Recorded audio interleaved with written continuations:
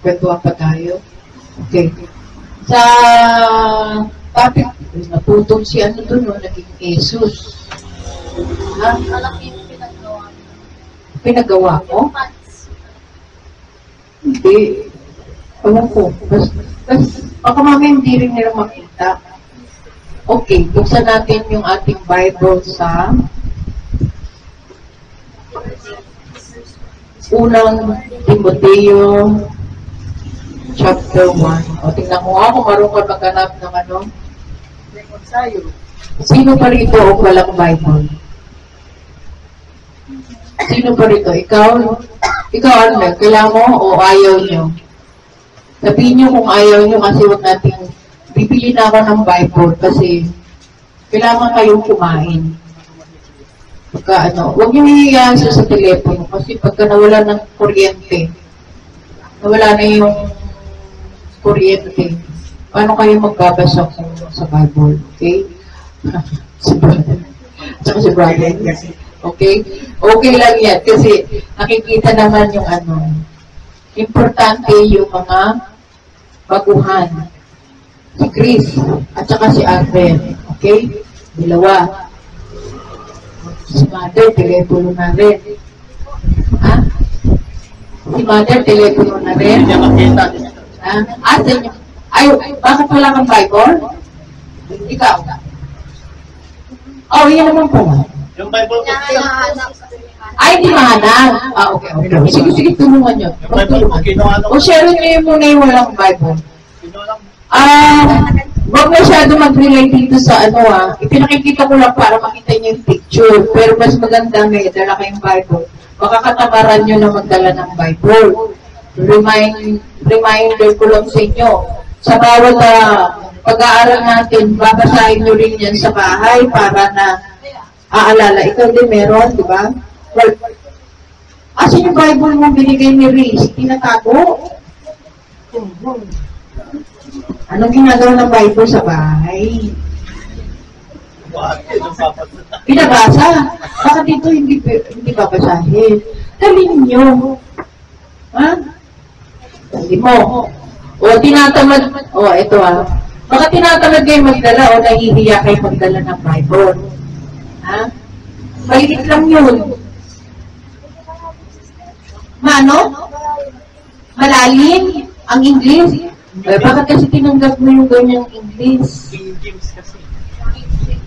Kasi Bible ko yun. Binigay ko dito, pinag-aaral ko ng English. Ipinasa na sa'yo. Pinakamahirap yung New King James. Malalim nga sister ko Mas malalim na King James. Kasi yan ang original. Pero pag mga bago kayo, hindi kayo magbabasa niya. Ang dapat dyan, children. Okay. Kailangan mo na. May mga gustong children dito, sister. Wait. Pero ka ng Bible. Ikaw? O si Jisa? Isa lang. Kaya sa pamilya, isa lang. Kasi mahal ang Children's Bible, International Children's Bible. Ikaw din. Kasi alam ko kaya mo tinanggap, gusto mo ng English. Kapag nagbabasa kayo ng English, natututo kayo ng English. Hindi ibig sabihin na binigay kasi sa akin. Okay? O, tandaan nyo. Okay. Let's start. Ang title natin is? Morning. Ano daw? Morning. Malala.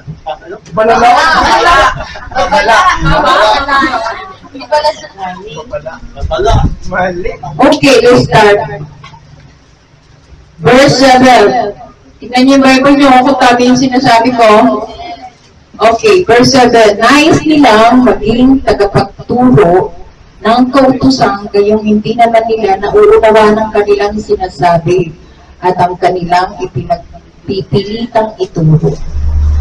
Verse 8, alam naman natin ang kautusan ay mabuti kung ginagamit sa tamang paraan. Okay? Verse 8 yan, Okay, verse 9. Alalahanin natin ang kautusan ay hindi ginawa para sa mabubuting tao, kundi para sa mga walang kinikilalang batas at mga kriminal. Napakasakit ng ano yan. Kasama tayo dito. Amen? Para sa mga hindi kumikilala sa Diyos at sa mga makasalanan. Para sa mga lapastangan sa Diyos at walang hilig sa kabanalan. Para sa mga mamamatay tao at pumapatay ng sariling ama o ina. Verse 10, ibinigay rin ang kautusan para sa mga mahihilig sa kahalayan at nakikiapid sa kapwa lalaki. Para sa mga sinungaling at sa mga saksing hindi nagsasabi ng totoo. Ang kautusan ay binigay para sa lahat ng mga sumasalungat sa mabuting aral. Amen? Okay. Dito natin makikita yung unang-una na ipinapahayag ni Paul. Sino yung sulat nito? Si Paul. Sino ba ito si Paul? Pablo. Ha? Saul. Sino ba ito? Tinagalog niyo si Paul at si Pablo. Sino ba ito si Paul? Siya yung dating nag-uusig ng mga Kristiyano. Ano yung pangalan niya dati? Saul. Si Saul. Amen? Pero tandaan natin, binago siya ng Panginoon. Dahil sa kanyang katawagan. Amen po.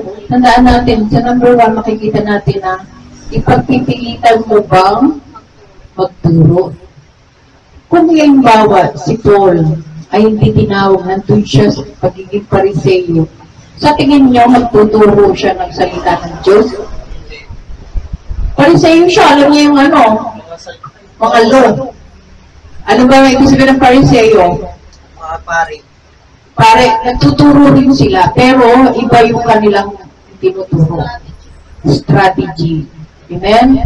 So ngayon, sa atin, ipinapaliwanag dito, makikita natin sa verse 7, nais nilang maging nagapagturo. Sinasabi ni Paul to, no? Na ang kautusan, gayong hindi naman sila nauunawaan ang kanilang sinasabi at ang kanilang mga ipinagpipilitang ituro. Ibig sabihin yung sa sarili nila, may sarili silang pagtuturo. Ibig sabihin nito na wala sa ano ng salita ng Diyos. Naintindihan? Ibig sabihin, kung wala sa iyo si Kristo at wala kang katawagan, eh hindi ka pwede magturo. Hindi ba pwede na, kahit marami ka na sa sobrang talino mo, valedictorian ka sa Bible study, at gusto mo nang tumayo rito, kaya mo yan, sister. Yun yung mga sinasabi na wala nang sinasabi sa iyo si Lord, huwag ka magturo. Pero, hindi ibig sabihin na hindi natin sila tuturuan. Kaya nga sabi, i-equip ang mga saints. Sino ito mga saints? Ha? Mga hinirang. Ano daw? Sino ito mga saints? Santo? Mga hinirang. Tinagalag mo, brother. Saint, di ba tayo? Tayo ba yun? Saint ba, mga patay? Buhay. Buhay. Sino ito mga to?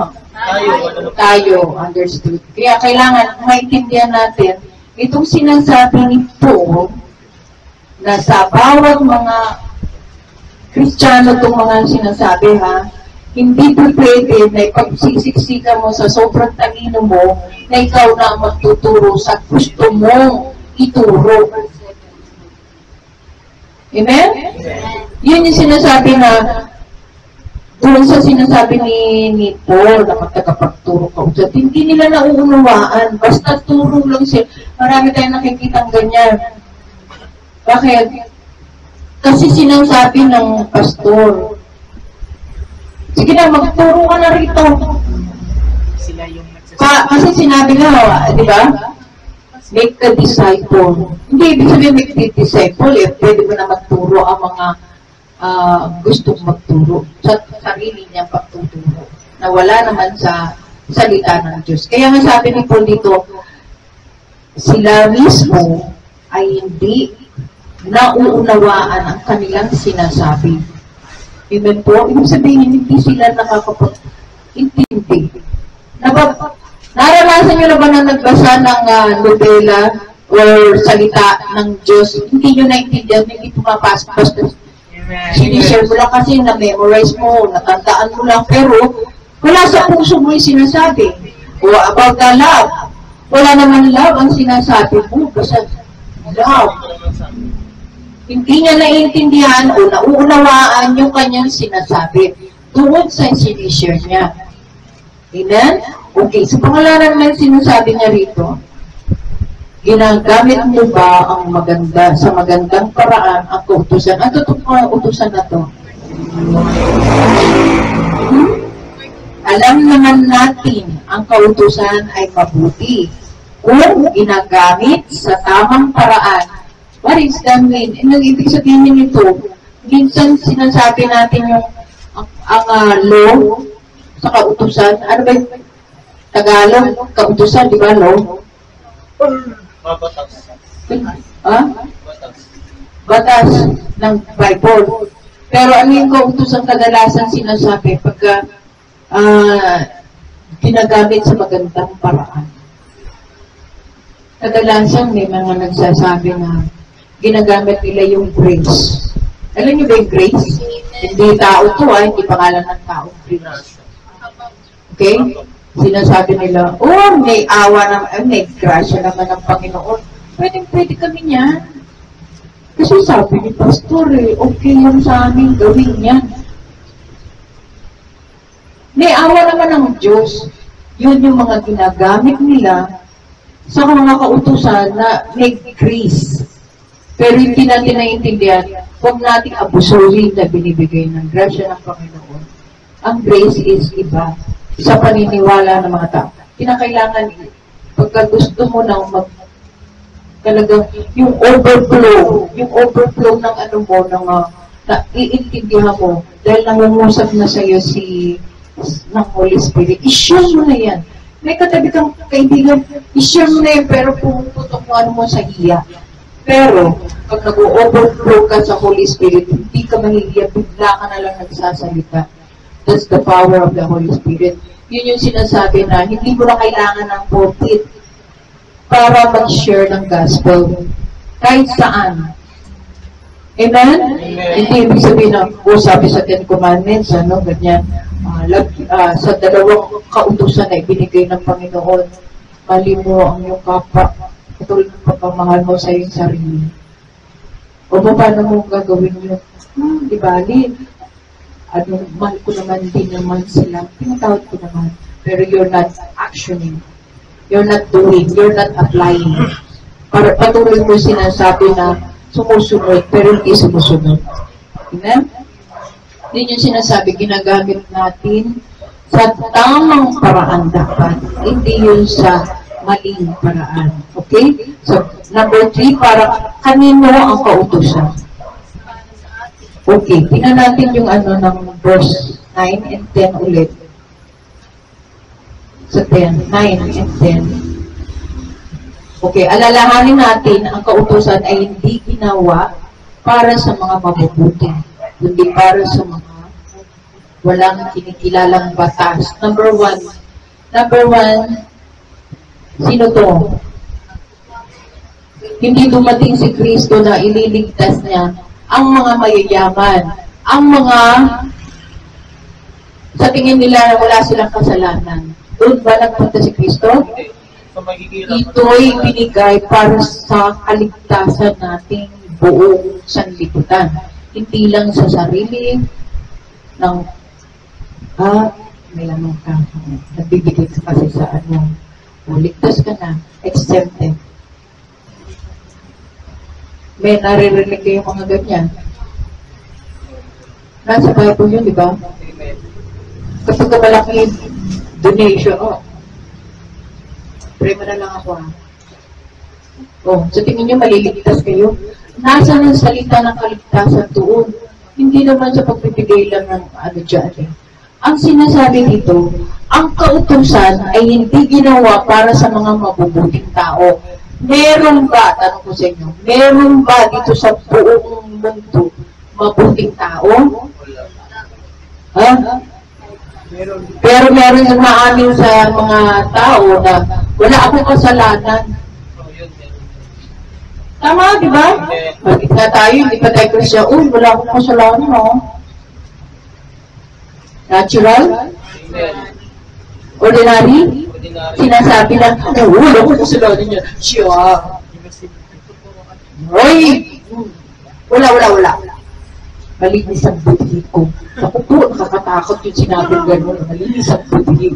Tinamay pa yung budhi. Baka magsalita yung budhi niya na baka ano. Hindi, nagiging natural sa atin yun, di ba? Amen. Pero na-realize natin na hindi pala po pwedeng sabihin natin. Basta-basta yun. Amen? Kaya yun sinasabi ng kautusan ay ginawa para hindi ginawa para sa mga mabubuting tao. Ang mga tao nagsasabi na mabuti sila, na perfect sila. Yun yung mga tao na hindi yung pumupunta ang kautusan. Kasi ayaw nila tanggapin. Amen? Pero kapag tinatanggap mo na, kailangan ko yan. Kailangan ko yung kautusan. Kasi doon ako nagkakaroon ng healing. Hindi ko akalain na mahal pala ako ng Diyos. Amen? Yung mga hindi kinikilala, number one, unang-unang napupuntahan ng Espiritu sa kulungan. Maraming naliligtas doon. Bakit kaya? Ha? Yung mga nagsisisi. Ano? Lahat ng doon, pero hindi yun ang point. Ang lahat ng makasalanan na nakawala. Tama? Doon sa kulungan, ipinagkikita lang ng Panginoon na ang mga tao makasalanan ay hindi makasalanan. Sa labas, ang maraming makasalanan kasi hindi mamin sila makasalanan sila eh. Doon, mamin, yes, guilty. Boom. O, nagwawala ba sila? Hindi. Nakikipaglaban ba sila? Hindi. Tinatanggap nila kahit pagkakamali na wala silang kasalanan, aaminin na nila. Nandoon sa kulungan. Amen po? Mga inosente. Kahit may mga criminal o whatsoever. Pero ang pinakamaraming makasalanan nasa labas. Amen po? Pero tandaan natin, dahil sa awa ng Diyos,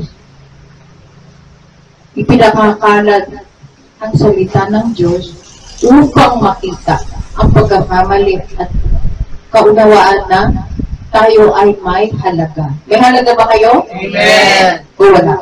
Meron. Meron? Okay. Dito sa sinasabi sa makasalam para sa mga lapastangan ng Diyos, walang hilig sa kabanalan. Ito yung mga walang hilig sa kabanalan. Ano ba yung sinasabi nito? Ayaw nilang masabihan sila, uy, sobrang kang huli ka dyan, ha? Huli ka. Hindi masama. Hindi mo mapapansin niya na nagiging banal ka. Dahil hindi ka makakaharap sa Diyos. Hindi ka magkakaroon ng encounter sa Diyos kapag hindi ka nagpapakabanal. Ano ba yung ibig sabihin magpakabanal? Number one, lumayo sa mga nakakasira ng spiritual natin. Sa mga paniniwala natin na uudyukan tayo na hindi totoo yan, dito ka. Mas masaya dito. John, boring. Wala na kayong ginawa, kundi hallelujah, hallelujah. Pagkatapos wala rin. Hindi na ba nagbabago? Nakikita nila. Pero hindi nila alam nyo sa pagbabago, hindi yan instant noodle. Ang pagbabago is glory to glory. Unti-unti. Amen po? Gusto nyo yung sa microwave lang na 3 minutes. Sino ritong Christian 3 minutes nagbago na agad? Amen? Lahat tayo pagdadaanan natin. Kaya nga sinabi sa bawat pagbabago mo, nagpo-glorify si Lord. Natanggal yung mga bagay na mga habit ng kamunduhan. Glory to God. Sumunod, may bago na naman. Hanggat nandito tayo sa mundo, meron tayong binabago hanggang sa maging perfect ka na. Pag naging perfect ka na, hindi ka na kailangan dito. Pupunin ka na. Doon ka naman sa spiritual ni Lord. Pero nakakamit ba natin yun? May nakakakamit ba ng ganun? Wala pa. Dahil kadalasan, ano ang gawa ng enemy? Linlangin, steal, kill, and destroy. Lahat ng ginagawa natin, kailangan niyang patayin, nakawin, at sirain. Dapat ma-realize natin noon, patuloy ako, sister, nag-ano ako, kaya lang, bigla akong, parang ayoko na. The enemy, pinahihinto ka, dinidestroy ang paniniwala mo, ang faith mo, pinangihina ka. Dahil sa problema pinagdadaanan nyo. Ano ba? Ninanakaw ang inyong mga financial, ninanakaw ang oras nyo, na instead, nandoon ka kay Lord at Lord, sinabi mo, nag-uusap kayo, siya ang nagpo-provide. Hindi naman ibig sabihin niya, pag hiningi mo kay Lord, provide ka agad eh. Tinitignan niya yung puso mo kasi minsan may nananalangin na hindi naman pala totoo. Nanalangin ako na. Nakita yung puso mo, yun ang inaantay mo eh. Pero kung patuloy ka na nananalangin at sinasabi ko, Lord, oh God, hindi ko nakikita na alam ko na meron akong natitirang pananampalataya. Hindi ako bibitaw dito. Yan ang pangako mo, pinangawakan ko yung salita mo, at hindi ako bibitaw. Kahit nakikita ko na, Lord, puro pa ako na ng mga problema yan. Tatapakan ko yan. Dahil alam ko, bubuhatin mo ako. Hindi ako naniniwala na mararamdaman ko yung pako sa pako. Mararamdaman ko na buhat-buhat mo ko at malalagpasan ko yan. Amen po? Yes. Hindi lahat tayo pare-pareho ng pinagdadaanan. Pero number one, isa lang ang nakikita kong pare-pareho. Ano yun? Tama po ba? Yes. Tama. Tama. Pero pagka sinasabi natin ang pera ay nakakasama sa tao, yun naman na nagiging pagtatalo ng iba. O iba, sister, kailangan magtrabaho. Wala naman masama magtrabaho. Mabuti ngayon nagkakaroon ka ng trabaho. Kaya lang, pagka nagtatrabaho ka naman, umaangal ka. Narinig bigyan ni Lord. Ano yan? Kailan ba matatapos ang oras? Papaya-paya ka na. Kaya, student, pagpapalain ka, yung trabaho binigay sa iyo, hindi mo minamahal. Hindi mo binibigyan ng kaluburan. Yung kalubod-lubod si Lord, hindi yung boss mo. Nalulubod dapat sa mga ginagawa mo si Lord, hindi yung boss. Hindi yung pinagsisintihan nyo, kundi si Lord. Alam mo, kahit nagagayat ako sa Pasko, ikaw naman ang pinaka-the best na aking pinaglilingkuran. Talo yung mga kasi ikaw ang lakas ko. Ikaw ang lahat ng nasa buhay ko. Kahit na narinig niya, Lord, mga sinasabi niya, mga lang yan, lies. Pero ginagawa ko yung trabaho mo, kahit may nagsusumbong. Kadalasan, yung mga kasama mong mga katrabaho, yan pa ang unang sisira sa'yo. Close friend, that's the enemy. Okay? Ha?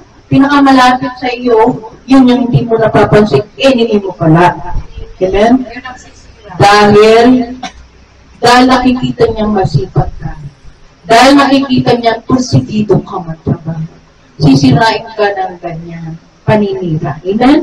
Pero anong gagawin mo? Lord, kahit anong siraan yan, nakikita mo yung mga ginagawa ko, hindi ako nagdadaya sa oras, hindi ako nagdadaya sa anumang bagay. Lahat naka-offer sa iyo, Lord. Nakalista yan sa iyo, Lord. Yun yung mga bagay na dapat natin ibinibigay sa Panginoon. Amen? At para sa mga mamamatay tao at pumapatay sa sariling ama, na. Wala naman, siguro naman may nababalitaan ko sa news, yung mga pumapatay ng ama sa sobrang drugs. Pero ang totoo, tayong mga anak, pinapatay natin sa puso nila ang ating mga magulang. Hindi natin sila sinusunod. The more na hindi natin sila sinusunod, hindi rin natin sinusunod ang Panginoon. Amen? Kaya yun ang pumapatay sa kanila. Dapat na itong anak ko, meron ba magbabago ko? Yung lang ng nanay natin. Ito mga kabataan, kayo mga kabataan, hindi pa na nagkakaroon ng anak, kaya hindi nyo pa nararanasan. Sino rito ang magulang na? Taas ang kamay. Nanay. Tutulog ka na ba, mother? Anto ka na, dami ng ano mo. Okay, taas ang kamay.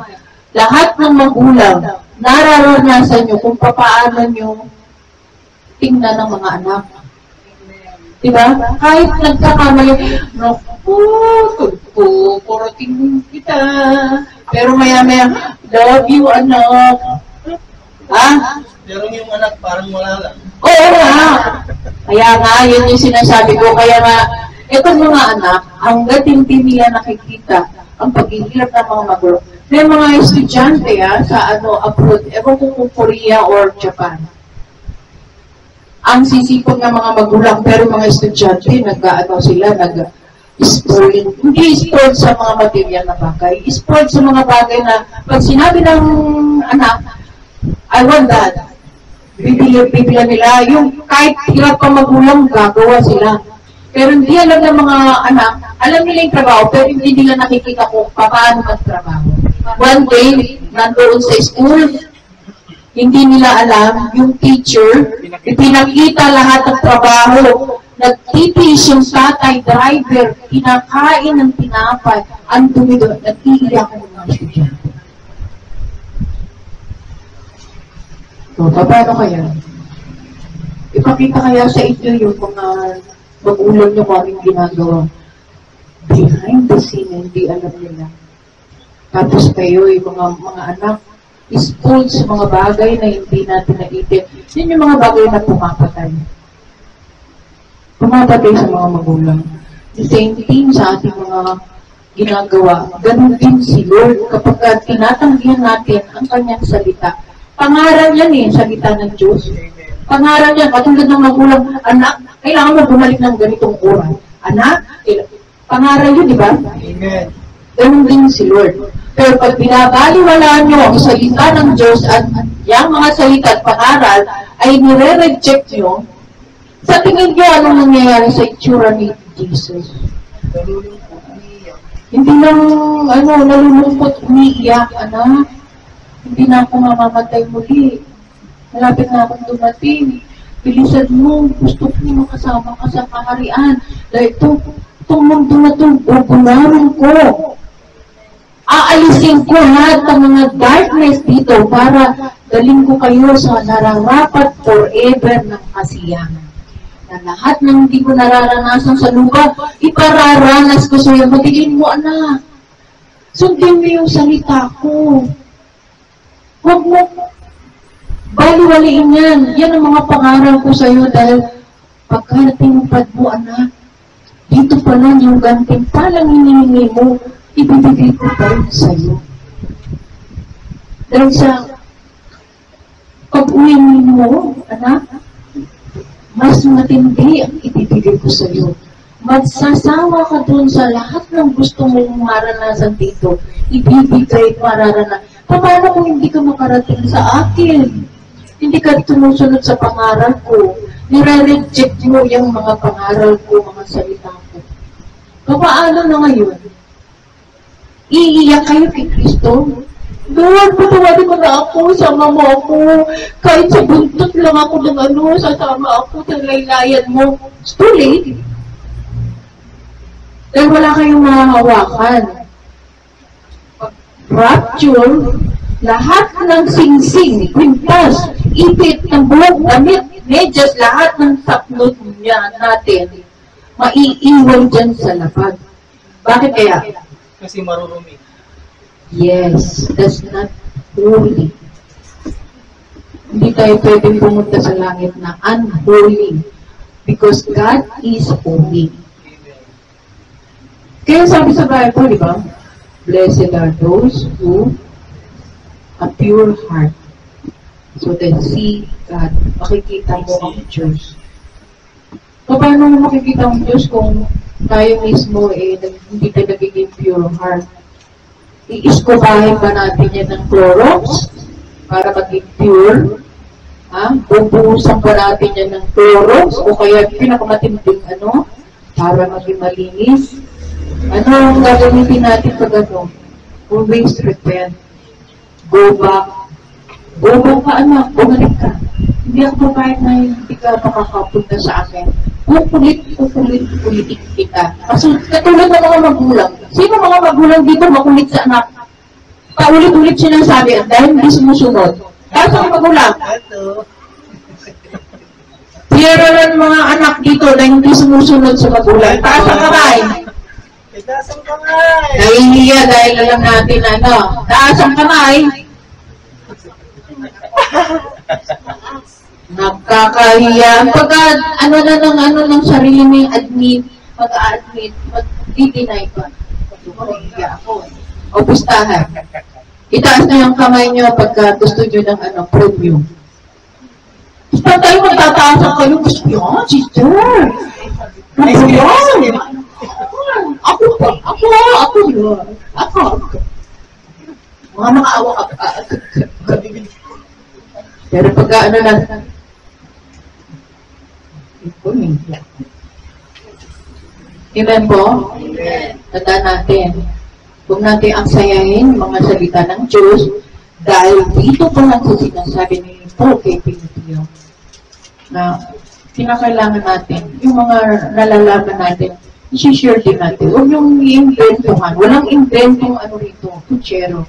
Sabi sa sulat dito sa unahan, sinasabi, kalimutan nyo na yung mga pinag-uusapan nyo nung nakaraan, ng mga tungkol sa mga ninuno nyo, na walang kabuluhan ng pagtatalo lamang. Amen? Pero dito sa sinasabi, punta tayo sa verse 10. Ibibigay rin ang kautusan para sa mahihilig sa kalayan at nakikipat sa kapwa, lalaki para sa mga sinungaling at sa mga saksi na hindi nagsasabi ng totoo at kautusan na binibigay para sa lahat ng mga sumasalungat sa mabuting araw. Kadalasan ito yung sumasalungat. Pag sinabing dito ka dumaan, hindi sila dadaan doon. Pupunta sila, ito mas maganda. No? Sinasalungan nila. Yung araw papunta doon kay Lord, pupunta sila, ay kasi masarap ang rito, sister. May party. Yung pa nararanasan yun, sister. Amen? Pero tandaan natin, pagka sumasalungat kayo, understood na sinasalungat nyo ang salita ng Diyos. Hindi nyo siya pinakikinggan. You ignore, nag-ignore kayo. Okay? Lahat ng mga kabataan, kasi dumaan din kami sa kabataan. Sino rito mga magulang na hindi dumaan sa kabataan? Aber, tayo, ang kamay, itaas ang paa, taas. Hindi kayo dumaan sa kabataan kung ano mga ginagawa ng mga anak nyo. Ha? Wala, magtataas ng kamay. Hello, taas ang kamay sa mga magulang na pinagdaanan ng mga kabataan ginagawa ngayon. Taas. Tama, di ba? Ibig sabihin, dinaanan din natin. Kaya kadalasan sinasabi natin sa mga kabataan, anak, pauwi na ako, ikaw papunta ka pa lang. Okay? O, yung mga pilosopo na sasabihin, ba't hindi tayo nagkasalubong? O, kadalasan, sinasabi nyo na rin niya sa mga magulang nyo. Ang ibig sabihin niya, hindi yung salitang sinasabi niya. Pinagdaanan ko na anak niya, pinakamasakit ang naranasan ko. At ayaw ko maranasan mo. Kasi may mga magulang ayaw magsalita. Sino dito mga magulang ayaw magsalita? Sinisikreto nila yung buhay nila. Sa totoo lang ako, tumanda na ako at kailan ko lang nalaman yung kwento ng nanay ko na hindi ko maintindihan nung araw na bata ako bakit ako naging gano'n. Yung pala, may mga pinagdaanan sila na hindi natin alam. Kaya kailangan mga magulang, kung lang din kayo nagsisikreto sa mga anak. Kaya ako lagi, wag lang kayo maggalit, hindi nila naiintindihan. Kailangan na-explain nyo na pinagdaanan, sige, tupong ko dyan pinagdaanan ko yan anak, kaya ayaw kong maranasan mo. Mas matindi madadaanan mo kasi hindi mo kakayanin. Parang yung kapatid ko, sister, sinasabihan ko siya yung nangyari, Oo. about sa drugs, Oo. sa mga barkada. Oo. Sinabihan ko siya, inaalam ko na yan, kaya pinaniliwanag ko sa iyo. Oh, tama. Mga mahirap na madanasan mo. Pinakamahirap kasi naranasan na natin. Hindi naman lahat pare-pareho yung mga naranasan. Lahat ba pare-pareho? Hindi. May kanya-kanya. Pero, i-explain nyo sa mga anak, sa mga kabataan, or kung sino pa mga pamangkin o whatsoever, ipasasabi nyo, alam mo ba, kaya nagagalit sa'yo si mama mo, si papa mo. Dahil, hindi ibig sabihin na makulit ka. Mabait ka naman eh. I-praise nyo rin siya. Hindi na puro, puro ganun naman. Wala na naintindihan ng bata. Explain nyo, anak, kasi hindi ganun naman talaga. Kasi mas matindi yung pinagdaanan nila. O magkwento kayo 48 years na nangyari para sa kanya.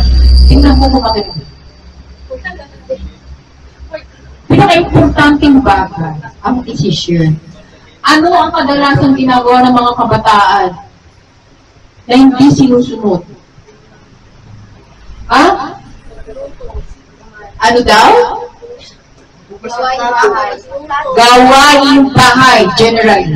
Tapos utusan. Utusan. Utusan. Nagtatapon. Lagyan nyo ng ano yung yung tawag nito, ano pa tawag yun, yung lata. Tapos nakasumalmal. Tapos yung kamay, lagyan mo ng stick. O magiging drummer siya. Pero kung pagkain, namumuna na. O, pagkain, namumuna. Kabat ng ulo kahit walang tutok. Dahil yun yung body language, makinig kayo. Body language yan. Batang. Body language yan ng hen. Mamaya, sandali. Ayun, lalo na pagbaga. Hindi ko nagpipiro. Body language is a good? Good ba yan? Gawin yung good yung ginagawa nyo, kaya nga lagyan mo ng lata at stick. Mama! Very good. Kung naging gano'n ang instrumento, mag-invento ka ng tuktok. Kasi, pura naman, mayroon pa kasama ng awit. Awit ba yun ng kay Lord? O awit ng hell? Kasi umaangal eh. Sa Bible, walang moon. Ang mga nag-moon, sino ng mga Israelita?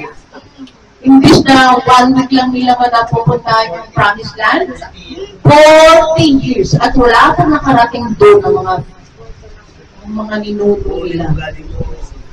Gusto nyo mangyari yun? Doon kayo ng more, yung angal ng angal. Yung angal ng alangal, makinig, yung angal ng angal, hindi nila mapupuntahan yung promised land ni God. Pero pagka sumusunod, tinan mo siya nga si EJ. Example natin si EJ. Huwag natin isipin nandito si hindi ko inaano na si EJ dahil nandito yung mga Kunwari wala sila. Hindi ko inaano yan. Pero nakita ko kay EJ from the start na nakilala ko siya. Kahit anong sabihin ko sa kanya. Opo, sister. Ang tanda na nun. Hello, 20 na yun, 20. Opo, sister. O sige, EJ, mag-ano ka na. Opo, sister. Tapos mag-ano siya, hingi siya sa suggestion. Sister, pwede po ba ano? Bakit naman ito? Uy, laki-laki mo na.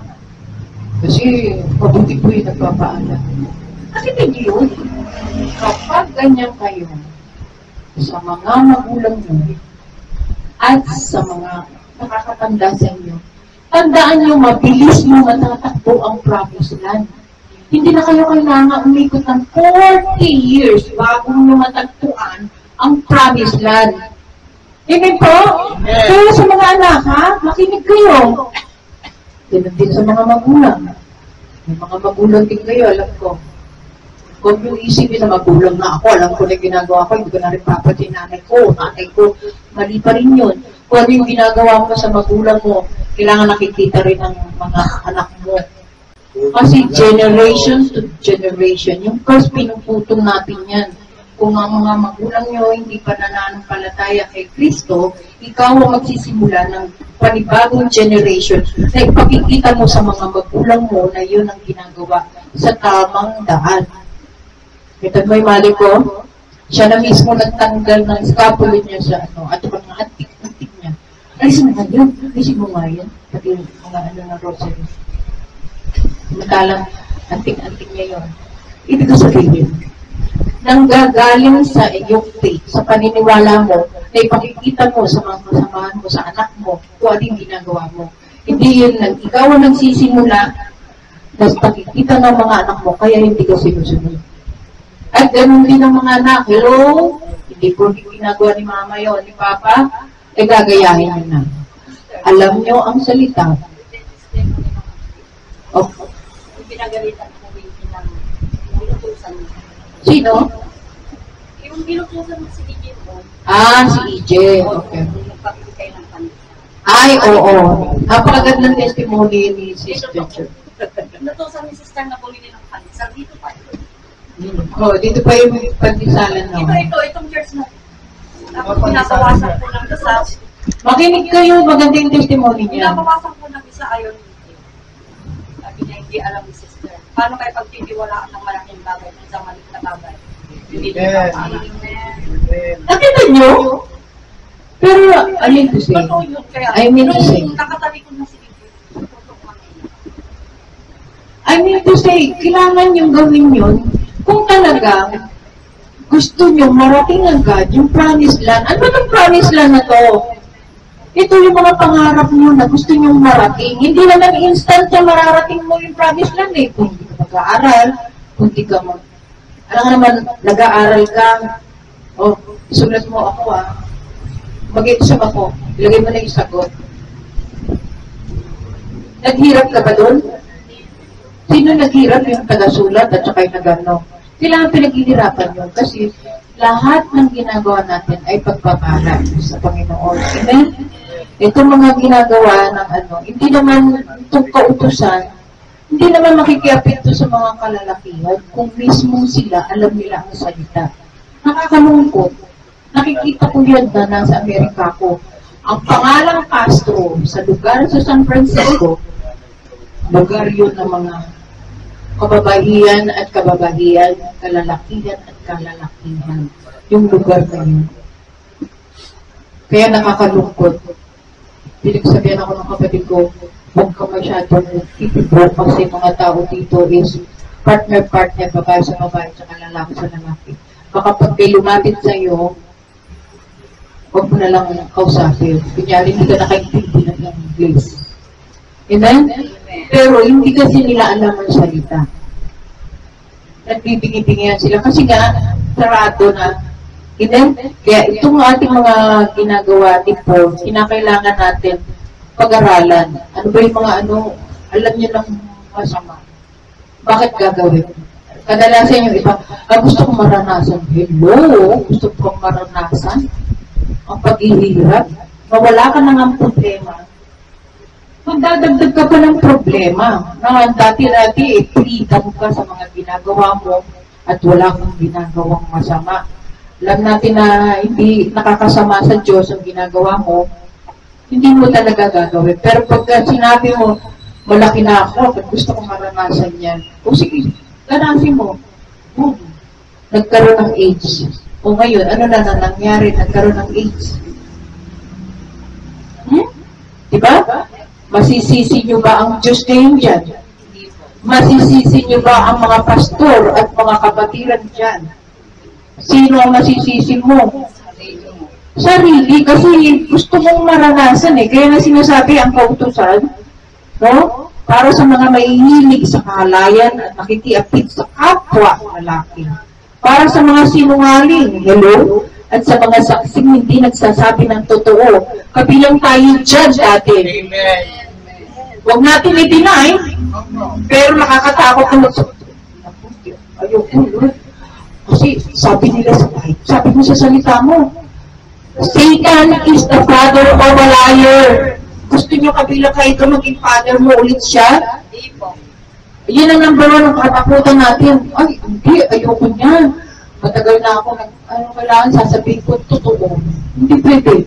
Kasi pag di ka rin magsabi ng totoo, pag sumabot yan, ano mangyayari?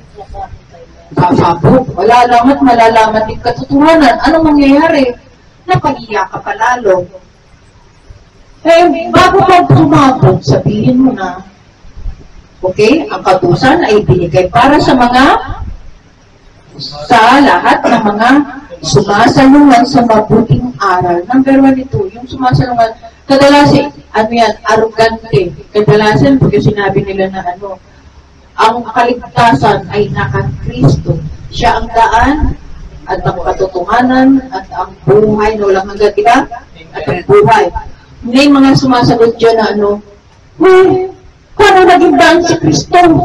Tao siya eh. Nagsisinungaling ka. At kadalasan, nababago na yung mga Biblia sa China. Diba? Pinento ko na sa inyo na si Kristo daw ay mamamatay tao. Ibang Kristo yung inaano nila. Sabi sa salita ng Diyos, may darating na false Prophet. false Christ.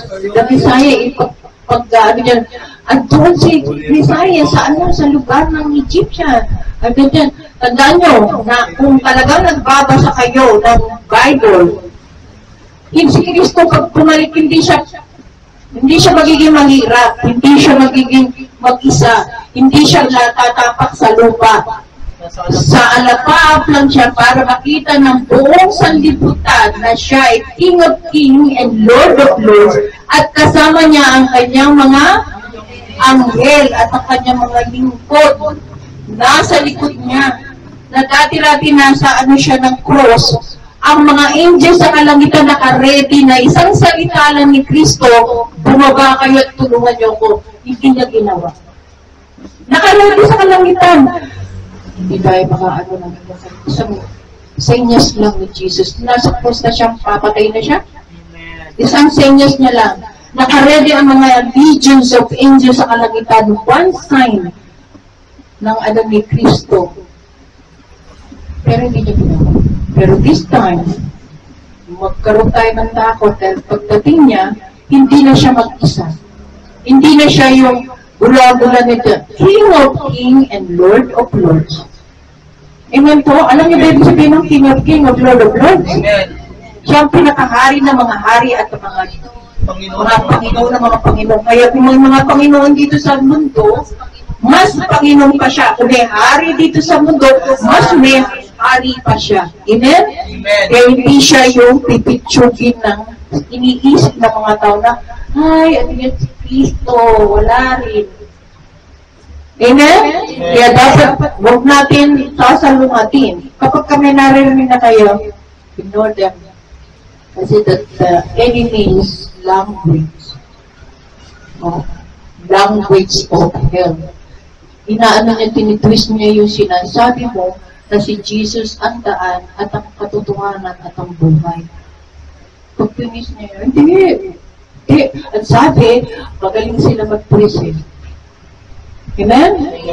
Kaya be careful tayo. Amen? Okay, ang ating conclusion, makikita natin kung tayo mismo yung magandang salita, ang magandang balita, ay naiahayag na natin. Huwag natin ang kaligtaan na tayo mismo. Tayong mga lingkod, bride of Christ, or anak ng Diyos. Anak ba kayo ng Diyos? Amen! Amen. Kung inaangkin nyo na tayo mga anak ng Diyos, angkinin nyo kung ano ibinigay para sa atin. Amen po? Huwag nyo kakaligtaan na ang magandang balita ay ito ay kailangan nating hinayag. Huwag natin itago sa ilalim ng kumot o ilalim ng bulsa ng pantalon nyo, sa ilalim ng kama. Pabalita mo dahil maraming maliligtas. Dahil malapit na siyang dumating. Amen? Yan ang sinasabi ni Paul na kinakailangan natin ihayag. Dahil ultimo si Paul, nagpapasalamat siya dahil sa kanyang pagliligtas. Tayo ba nagpapasalamat? Amen. O nagpapasalamat lang tayo. Lord, salamat kasi bless ako ngayon. Maganda na ako ngayon, dati pangit. Ngayon, maganda na. At ngayon, pagpapala, tandaan natin, kung paano tayo nakita ng Diyos, yun ang alalahan mo. Pero first lang ako dito. Grabe.